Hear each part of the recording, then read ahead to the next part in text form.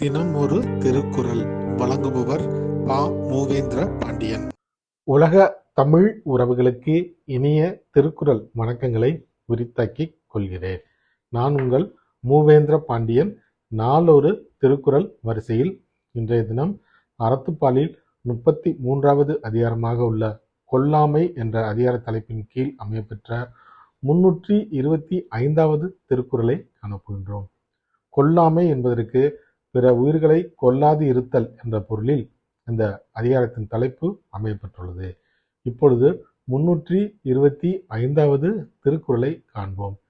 நிலையஞ்சி நீத்தாருள் எல்லாம் கொலையஞ்சி கொல்லாமை சூழ்வான் தலை. நிலையஞ்சி நீத்தாருள் எல்லாம் கொலையஞ்சி கொல்லாமை சூழ்வான் தலை. இதற்கான பொருளினை இப்போது காண்போம்.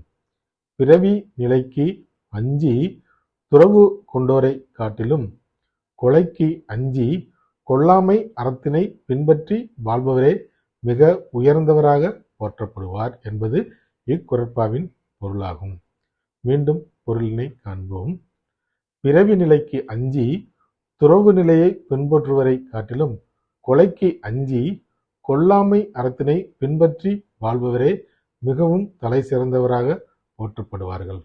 ஆம் தோழர்களே, நாமும் வள்ளுவரின் வழியினை பின்பற்றி கொல்லாமையை பின்பற்றி வாழ்வில் வெற்றி காண்போம். நன்றி.